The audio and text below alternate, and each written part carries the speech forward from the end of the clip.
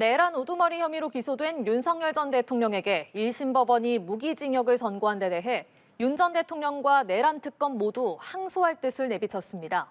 항소심은 오는 23일 본격 가동되는 내란 전담 재판부가 맡게 되는데요. 최종 판단까지 숨가쁜 법정 공방이 이어질 전망입니다. 방준혁 기자입니다. 윤석열 전 대통령 측은 무기징역 선고 직후 사법부가 정치 권력에 무릎을 꿇었다며 재판부를 비판했습니다. 특검에서 정한 결론대로 내리는 판결이라면 지난 1년간 수십 회에 걸친 공판은 요식행위였습니까? 윤 전 대통령이 옥중 입장문을 통해 계엄 선포는 구국의 결단이었다고 주장한 가운데 윤 전 대통령 측은 사실관계와 법리 판단은 물론 형량까지 전부 다시 다퉈야 한다는 입장입니다. 내란 특검 역시 판결에 아쉬움을 표하며 오는 23일 전체 회의에서 피고인 8명에 대한 항소 여부를 최종 결정할 계획입니다. 의미 있는 판결이었지만 사실 인정과 양형 부분에 상당한 아쉬움이 있습니다. 항소심은 서울고등법원 내란전담 재판부가 진행합니다. 현재 전담으로 지정된 형사 1부와 형사 12부 두 곳 가운데 한 곳에 무작위로 배당됩니다. 재판 속도는 더욱 빨라질 전망입니다. 특검법에 따라 항소심은 1심 선고일로부터 3개월 이내에 선고해야 하고 상고심 역시 2심 선고일로부터 석 달 안에 결론을 내려야 합니다. 사안의 중대성을 고려할 때 심리 일정이 변동될 가능성도 있지만 원칙대로라면 오는 9월 전엔 대법원의 최종 판단이 나올 걸로 보입니다. 1심에서 징역 30년을 선고받은 김용현 전 국방부 장관은 선고 당일 항소했고 다른 피고인들 역시 대부분 항소 수순을 밟고 있습니다. 이미 항소심에 들어간 한덕수 전 총리와 이상민 전 행안부 장관 사건까지 더해지면서 내란 재판은 본격적인 이막에 접어들고 있습니다. 연합뉴스 TV 방준혁입니다. 지규현 재판부는 윤석열 전 대통령이 한동훈 대표를 쏴 죽이겠다고 했다는 곽종근 전 사령관의 진술을 사실로 인정하지 않았습니다. 또 노상원 수첩도 받아들이지 않았습니다. 판결문에 그 이유를 적시했는데 이어지는 항소심 재판의 쟁점이 될 전망입니다. 안채원 기자의 보도입니다. 곽종근 전 사령관은 윤석열 전 대통령이 지난 2024년 10월 만찬에서 한 발언을 법정에서 깜짝 폭로했습니다. 지금까지 제가 안 했던 말씀을 차마 그 말씀을 안 드렸는데 한동훈이하고 일부 정치인들 일부 호명하시면서 당신 앞에 잡아오라 그랬습니다. 당신이 총으로 쏴서라도 죽이겠다고 했습니다. 이에 윤 전 대통령 측은 사실이 아니라고 반박하며 진실 공방이 이어지기도 했는데 1심 판결문을 분석해보니 지규현 재판부는 이 증언이 신빙성이 없다고 판단한 것으로 나타났습니다. 재판부는 모임 당시 곽 전 사령관이 술을 많이 마셨던 점, 여인영 전 사령관이 한 전 대표에 대한 진술을 하지 않은 점 등을 배척 근거로 삼았습니다. 당시 술을 마셨던 곽 전 사령관의 법정 진술 하나만으로는 증거가 충분하지 않다는 겁니다. 재판부는 특검이 계엄의 결정적 증거로 제시한 노상원 수첩도 인정하지 않았는데 판결문에 그 이유가 적혀 있었습니다. 노상원 수첩이 추상적인 내용에 불과하고 납득할 만한 설명이 없다는 것이 재판부의 판단이었습니다. 또 수첩이 노상원의 모친 주거지 책상 위에서 압수됐다며 결정적 증거를 발견하기 쉬운 곳에 두지는 않았을 것이라는 추정을 붙였습니다. 이른바 노상원 수첩 등은 작성 시기를 정확히 알 수 없고 그렇게 중요한 사항이 담겨져 있던 수첩이라고 보기에는 무리가 있습니다. 내용 자체보다는 수첩이 발견된 장소 등을 근거로 신빙성이 떨어진다고 판단한 겁니다. 다만 재판부는 윤 전 대통령이 국회 계엄 해제 요구 의결이 임박하자 곽 전 사령관 등에게 총을 쏴서라도 국회의원을 끌어내라고 지시한 점은 인정했습니다. 또 윤 전 대통령이 계엄 선포 당시 최상목 전 기획재정부 장관에게 국가 비상입법기구 문건을 건넨 것은 국회 무력화 시도에 해당한다고 판단했습니다. 연합뉴스 TV 안채원입니다. 윤석열 전 대통령이 내란 우두머리 혐의로 1심에서 무기징역을 선고받은 데 대한 입장을 밝혔습니다. 국민께 사과한다면서도 여전히 반성은 없었고 내란을 인정하지 않았는데요. 내란 특검은 다음 주 항소 여부를 결정하기 위한 회의를 열기로 했습니다. 배시진 기자입니다. 내란 우두머리 혐의가 인정돼 무기징역을 선고받은 윤석열 전 대통령은 변호사들을 통해 직접 입장문을 냈습니다. 윤 전 대통령은 결과적으로 좌절과 고난을 겪은 국민께 사과드린다고 했지만 반성은 하지 않았습니다. 계엄은 정당했다는 기존 주장도 이어갔습니다. 재판부의 유죄 판단도 인정하지 않았습니다. 이 사건의 핵심은 군을 국회로 보낸 것입니다. 국회가 사실상 상당 기간 기능을 제대로 할 수 없게 만들려는 목적을 내심으로 가지고 있었음을 부정하기는 어렵다고 보입니다. 그러나 윤 전 대통령은 계엄을 선포한 판단과 결정은 오직 국가와 국민을 위한 것이었다며 국회에 군을 투입한 행위가 헌법기관의 기능을 마비시킨 것이라는 직위원 재판부의 판단을 납득하기 어렵다고 밝혔습니다. 우리의 싸움은 끝이 아니다. 뭉치고 일어서야 한다며 선동성 발언도 이어갔습니다. 사법부의 독립을 담보할 수 없다며 법적 다툼이 의미가 있는지 회의가 든다고도 했지만 윤 전 대통령 측은 항소를 포기한다는 의미는 아니라고 설명했습니다. 내란 특검팀은 항소 수순에 착수했습니다. 오는 23일 항소 여부와 이유를 논의하기 위한 회의를 열기로 했습니다. 회의에는 조은석 특검을 비롯해 장우성 특검보와 원대 복귀한 부장검사 등 10명 안팎이 참석할 것으로 파악됐습니다.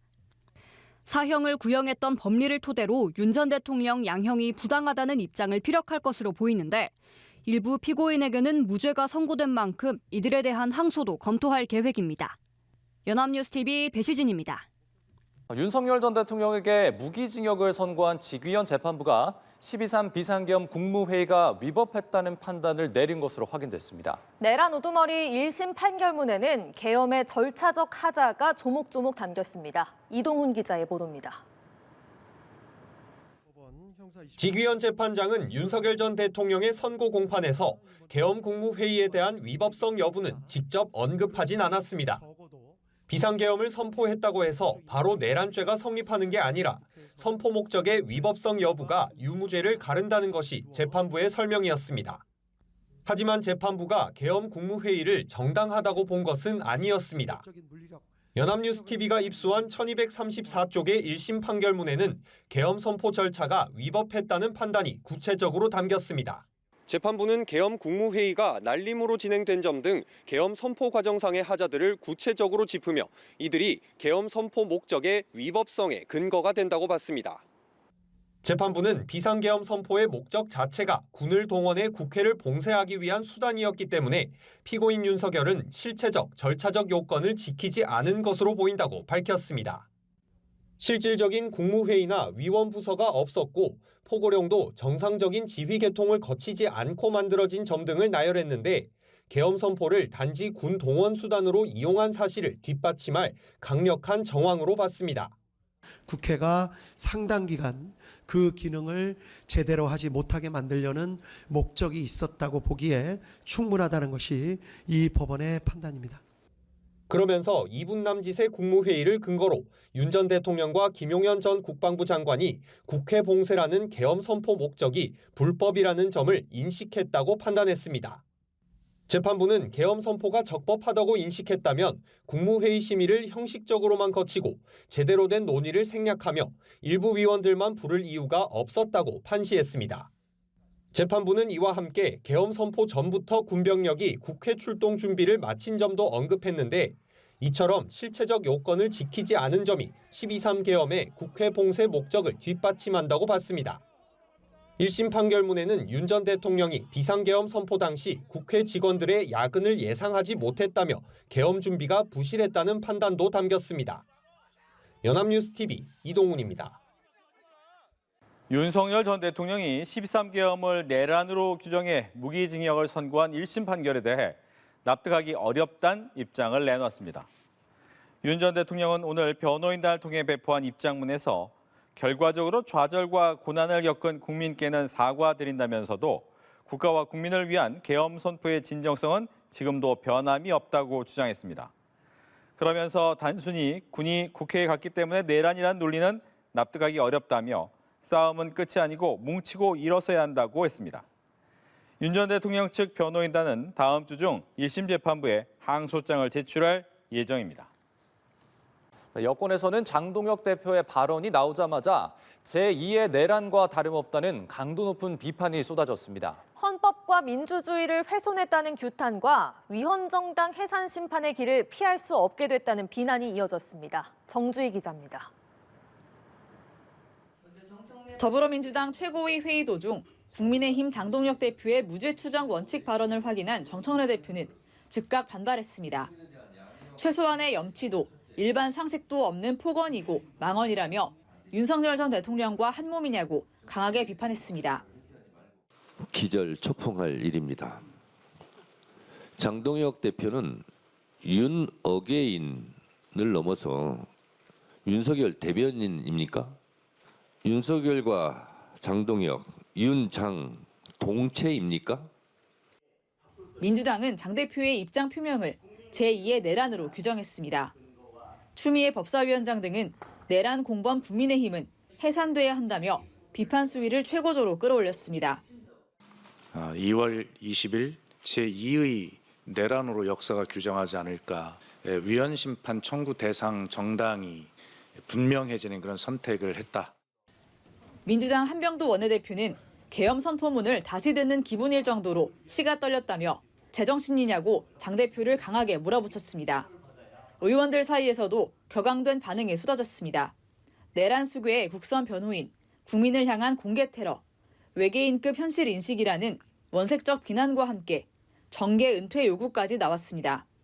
조국 혁신당도 국민의힘은 해산되거나 심판받아야 한다고 강도 높게 규탄했습니다. 사실상의 재판 불복을 선언했습니다. 내가 제2의 윤석열이라는 최후 통첩으로 볼 수. 국민의힘 장동혁 대표의 입장 표명으로 법 여권에서 위헌 정당 해산 목소리가 다시 분출되며 전국은 급속도로 얼어붙는 분위기입니다. 연합뉴스 TV 정주희입니다. 내란 우두머리로 1심에서 무기징역을 선고받은 윤 전 대통령이 변호인단을 통해 입장을 밝혔습니다. 국민들께 사과한다면서도 내란이란 논리는 납득하기 어렵다는 주장을 굽히지 않았는데요. 네, 법원 취재기자 연결해 알아보겠습니다. 이채연 기자. 네, 윤 전 대통령이 변호인단을 통해 입장문을 내고 1심 선고에 대한 첫 소회를 밝혔습니다. 자신의 부족함으로 많은 좌절과 고난을 겪게 해 국민들께 깊이 사과한다고 했습니다. 공식 사과는 했지만 그간 자신의 입장을 굽히지 않았습니다. 1심 무기징역을 선고한 지규현 재판부가 자신의 진정성을 인정하고도 군이 국회에 갔기 때문에 내란이라고 본 건 여전히 납득하기 어려운 논리라는 겁니다. 계엄 선포 결정은 오직 국가와 국민을 위한 것이었다고 재차 주장하기도 했고요. 법과 양심에 따른 판결을 기대하기 곤란한 상황에서 항소를 통한 법적 다툼이 무슨 의미가 있는지 깊은 회의가 든다고도 밝혔습니다. 지지자들을 향해서는 결집을 호소했습니다. 네, 윤 전 대통령 측 항소 여부는 언제쯤 결정됩니까? 일단 변호인단은 오늘 구치소 접견에서 윤 전 대통령과 항소 여부에 대해 논의했습니다. 윤 전 대통령이 향후 법적 다툼에 대한 회의감을 표하긴 했지만 변호인단은 현재 심정을 밝힌 것일 뿐 항소 포기 의사를 표명한 건 아니라고 선을 그었습니다. 여전히 내란죄 인정 등을 두고 반발하고 있어 다음 주 항소를 제기할 걸로 예상됩니다. 사형을 구형했던 내란 특검도요, 예고한 대로 양형부당을 이유로 법리 검토에 나선 걸로 보입니다.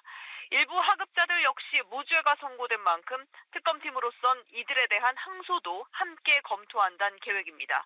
피고인들 전체 8명 가운데 징역 30년이 선고된 김용현 전 장관 측에 이어 오늘 노상원 전 국군정보사령관 측도 징역 18년이란 선고에 항소했습니다.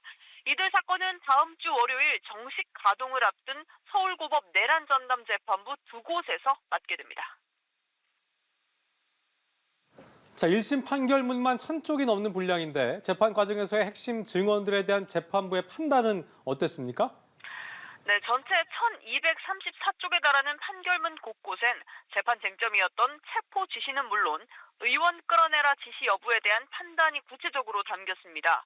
판결문에 따르면 재판부는 계엄 당시 윤 전 대통령이 이진우 전 사령관에게 총을 쏴서라도 본회의장 문을 부수고 들어가라 했다거나 곽종근 전 사령관에게 의원을 끄집어내란 취지의 지시를 내렸다는 점을 인정했습니다.